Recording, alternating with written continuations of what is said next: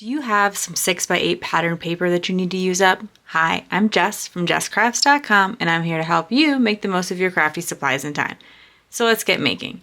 Today I have the Simple Stories Mix and a Mingle 6x8 paper pad. I chose this one because it's July, so it's kind of a Christmas in July thing, but also because I have a lot of Christmas and holiday paper and I need to use some up. This is not a complete paper pad, but I'm going to try to use as much of the rest of the paper as I can, and I have the Simple Stories bits and pieces to go with it, so I have a lot of pre-made embellishments. I have worked with these before, so like I said, I'm missing a few of the embellishments as well as the papers. Because they are a 6x8 paper pad, I am going to turn to my 6x8 paper busting templates for A2 cards, and I'm trying to make as many, well, not as many cards as I can, but use as much of the paper as I can. And so these 6x8 paper busting templates are going to tell me how to cut the paper and make cards without making scraps so that I can really efficiently use up the paper. This is the paid version of it. These are all free on jesscrafts.com. And I will have them linked. There'll be a coordinating blog post, that kind of thing. But if you did just want to print them all very quickly, then you can get them in my Etsy shop with a coupon code in the video description. So I know that this paper pad has some of these 3x4 cut-aparts. I have designed some of my 6x8 paper busting templates to account by 3x4 because I know that there are some paper pads that come with that. Plus it's a really easy chunk of paper to cut out. So I know I want to use sketch 1. It's a super simple sketch. Although I think there's an even simpler version of it down the line. Let me check real quick because I know oh yeah, here we go. I want something for 3x4 that is dead simple. So maybe I'll just pull out both of those two because I do have two different 3x4 cut aparts to still use. I don't think I used any of them yet. So here are my two 3x4 cut aparts and the two sketches. This particular paper pad also comes with these really large papers that are printed with a whole all over page design. These can be really challenging to use. However, this paper is double-sided, so I'm going to choose to use its much more neutral side to pair with these. So instead of cutting my 3x4 card out and then taking one of the other cards and using it to make the other called for part of the sketch, I'm gonna do a second piece of paper. I'm gonna cut all of these as a 3x4 and then all of these according to the sketch at the 1.5x4. Same thing here. I have this holiday bingo. I don't know how to use that on a card, so I flip it over and I have this red neutral. It has little holly berries on it. It's slightly directional, but so I'm gonna cut both of these pieces of paper as the 3x4s and then on the diagonal. I'm going to put all of this together in a folder. These plastic folders from Amazon are really helpful for this kind of thing because they're large enough to fit my paper busting template, and then my papers will go right inside there with it. Another way I'm going to save a ton of time and be able to use up a bunch of this paper quickly. Decide on one color for my cardstock mat. So if you look at the sketches, sometimes it will say, and you see that purple outline there is for the cardstock mat. So it's a 3x4 with a 3¼ by 4¼ inch mat. I'm just gonna make them all Kraft. I could pick another color, but if I picked red, for instance, well, that could be problematic because then I have red paper on a red cardstock. If I picked green, I could wind up with the same thing with some of the other papers, and it's really more of this blue green, so I'd have to find just the right green, and it could look really cool, but it's gonna take much more time. I'm trying to eliminate some paper today. Lucky for me, when I used this paper in the past, I did not leave any single sheets or scraps left over. I have all solid 6x8 papers to work with. So what I'm gonna go through, and I don't wanna film every second of this because it's not very interesting in some ways, but I do want to show you my process. So I'm going to look through my sketch. I'm going to find something to go with the next one. This one here works with non-directional pattern paper because this gets turned on its side. So I have to go, okay, well, do I have any paper that will work for? It's also going to make 4 cards. I might not want to make 4 cards because I am trying to use up a whole paper pad. That's the other reason I just quickly eliminated this sketch. It makes 4 cards and it requires lots of small pieces and measurements. So that might be like a really fun, unique card, and there's gonna be times where I want to do that, but today's not that day. This one, it makes 4 cards, but it is just so simple. I just cut everything to 2 by 2, all of my mats to 2 1/4 by 2 1/4. This one is in for fast paper making. This one's pretty similar again, with even though it has the 4 cards, but this one makes 2 and is pretty similar in the amount. This also could use the 3 by 4 cards, but I've already used those up. I've made a few more choices that I'm going to highlight. I chose this pattern paper for this sketch because it calls for a large 3" by 3.5" chunk from the bottom. Of course, you can make it from the top too, but this has that. So if I were to cut this at 3 inches, and I can kind of see that here on my mat, I would see that if I cut a 3 by 5 out of here, I'm gonna actually get to use this piece of paper. Now for the second card, the other 3.5 by 3, 3 by 3.5 piece, is going to just look a little awkward because it's only going to have a little bit of this, but that's when I get to flip it to the back. So I don't have to worry about that, but it is allowing me to take a little bit advantage of this pretty floral display here in the corner. You could of course also use one of the 3 by 4 sketches for it and then also save some of that. This next sketch has a problem, well, has a caveat that it needs this 1 by 4 piece. If this is the top of the design clearly, it's going to get turned on its side. So this is not good for directional pattern paper, except in the cases of double-sided paper, where if one side is directional, it's still fine. Because when I cut this pattern paper and it is directional, there's a clear top for those ornaments. I'm gonna be able to use those 3 by 4 pieces as their direction indicates them.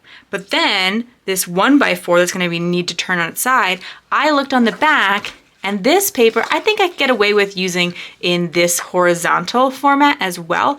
I've considered it less directional, maybe not completely non-directional, because they really are supposed to be like banners, but I think it'll work. The thing, if you have a busy paper, like I argue those presents are pretty busy. These dogs are kind of busy. On the back of the dogs is this candy cane paper. I could totally mix the dogs and the candy cane for this sketch. But I have this pattern paper that has a very plain side. It's just like little snow falling down, and the other side is this really fun print, but it's not very useful to me. So I'm going to actually mix these 2 different pattern papers. So instead of mixing the sides, I'm mixing these 2 choice sides from each one.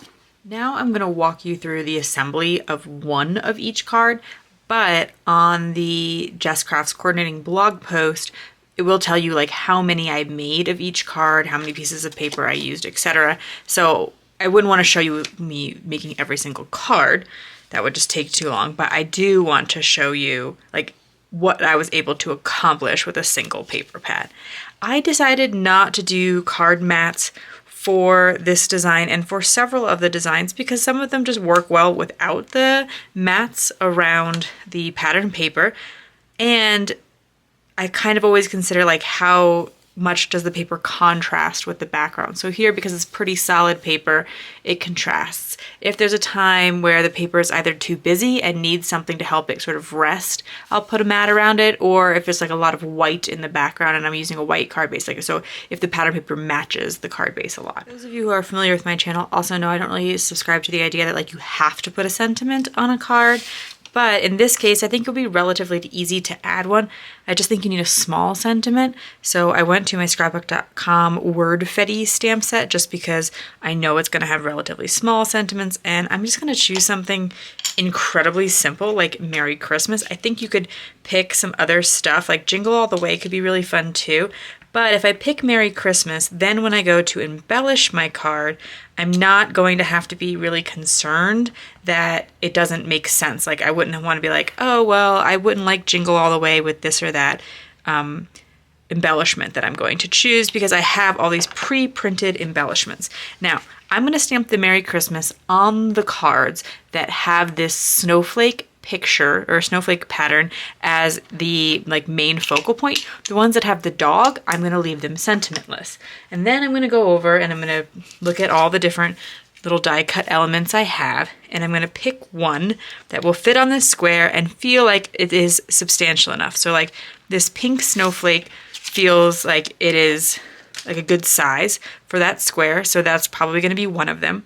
I did make sure to stamp off my sentiment a couple times because at this point my card is fully assembled. So if I make a mistake, I'm going to be pretty bummed, and so I want to make sure that my sentiment stamp is stamping well.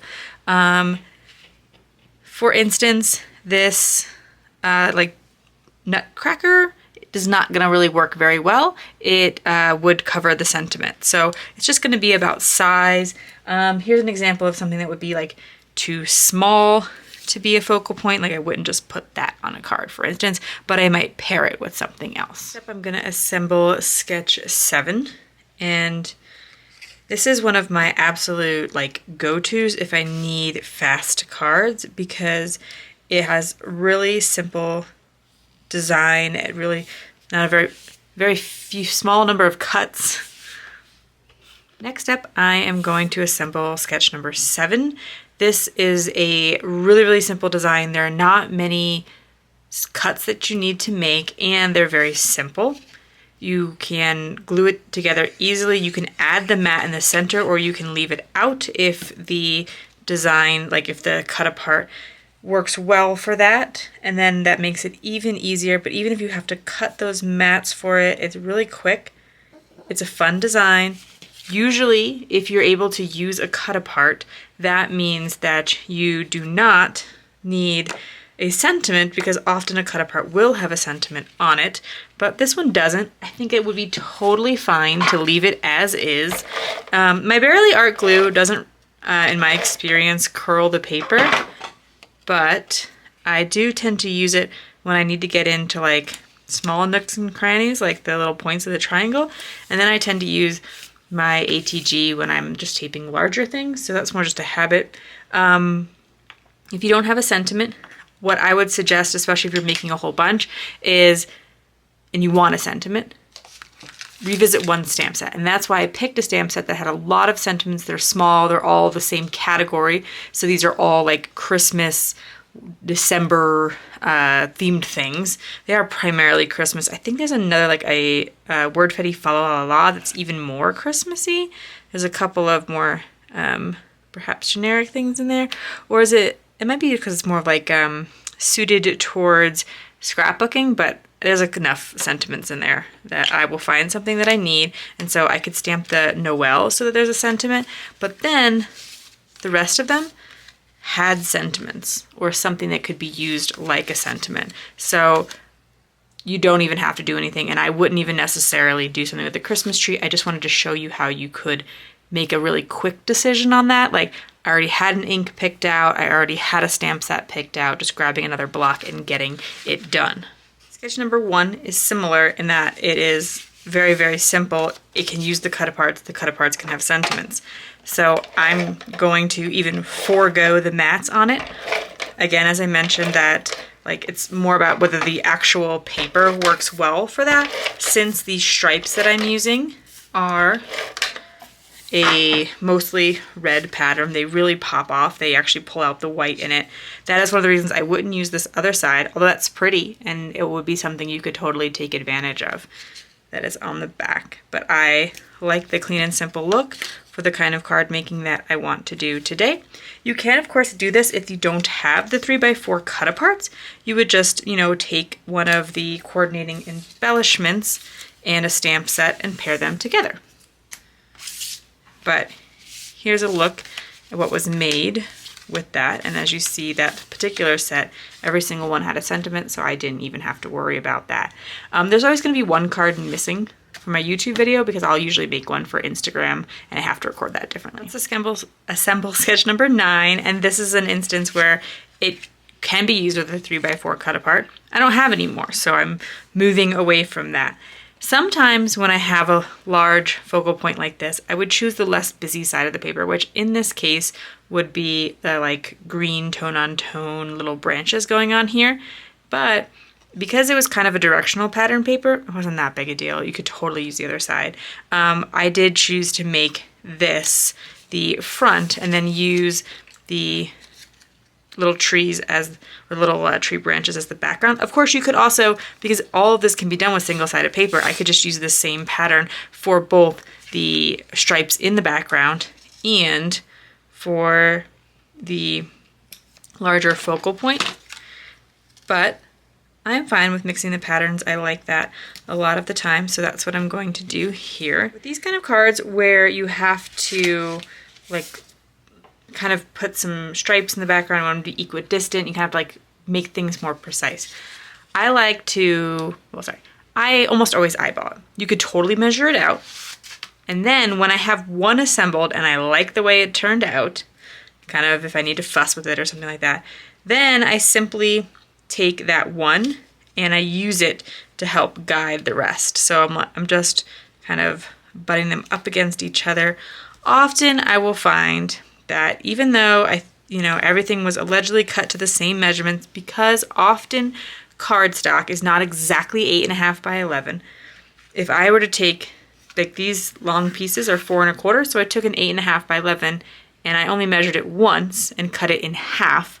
But because sometimes they're a little bit longer, you'll see something like this where it sticks over the edge. That I'm just gonna trim off, but I'm gonna probably assemble all of the cards first and then go through and trim all of them at once. I don't know if you can see it there again, maybe with a white background, but there's a little bit of extra overhang. It happens. It's probably not that your paper trimmer is wrong. It's probably not that you're bad at measuring. When it's a little bit extra like that, it's probably just from the imperfections in paper not being exactly any prescribed size. And then I will add this focal point in here. This is going to be an instance where as I go to decorate this, I have a couple of options. I could really focus on a sentiment. Because the pattern paper is so busy, I don't really feel like I need to necessarily like add an additional image on top of the pattern paper.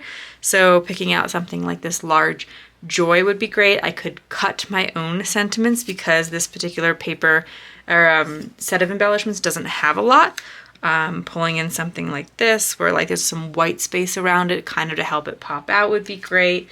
It's also a great place for some of the larger embellishments, but as you can see, that doesn't really stand out. So I'd probably want to put something behind it or pick a more like neutral but large background for an embellishment like that. Then I'm just kind of showing you a little bit of design thought here. This one, because it's a large amount of green, I think it looks fine. So I would look for something that had a lot of the same color. That's a little small in scale for me. But yeah, I think I'm probably going to focus on using up some of my sentiments because these card designs are a little bit busy. The backgrounds are pretty bold. There's a lot of pattern paper going on them. Let's take a look at our last sketch, which is number 5. And in total, I'm going to be making 48 cards. As I mentioned earlier, I did not have every single piece of paper from the collection, but I did have most of it. And I'm using 5 different sketches overall. I would not have to add more sketches in order to add more cards, but if you were kind of like, feeling a little daunted by a list of 200 Christmas cards you wanted to make or to donate or something like that, I just kind of wanted to assure you that you could do it pretty quickly, have a lot of fun, still have some variation and that kind of thing with these sketches. And then, some of them will get a little bit more intense. You could stop and do coloring or that kind of thing with your embellishments. You don't have to use the pre-made embellishments that I'm going to use today. So again, this one is one of those ones where I have to put a bunch of little papers in the background. It calls for card mats. I chose for this background paper for this poinsettia paper, not to add the cardstock mats, but for the other pattern paper that I picked for this design, I did do the cardstock mats, and I'll give you a quick look at the difference and see if you kind of agree with that. So if I were to take this pink present paper and put it here, I think it looks fine, but because it's a pale background, that pale pink on the white, I don't think it really stands out enough. And so what I opted to do instead was to put the Kraft cardstock mats behind it. And I think that helps to break it up a bit and make the pattern kind of stand out more. So you can let me know what you think. Would you have put the cardstock mats there? I did choose to put the cardstock mat for this piece, the larger focal point piece, because I felt like when I put the larger poinsettia design on top of the small poinsettia paper, it kind of all blended in. And so you can layer two pieces of pattern paper on top of each other. It's not inherently a problem. It's just that both of the I think the pattern that's in the background would have to be a more subtle, more solid pattern. So this one here, I think you probably almost have to leave the card the way it is or add a banner strip to bring in your sentiment. There is a tiny bit of room here, so I think I could squeeze this Noel in, which maybe I will do. But then when I cut this pattern paper, I originally intended to use the poinsettia, like the busy poinsettia on top of each other.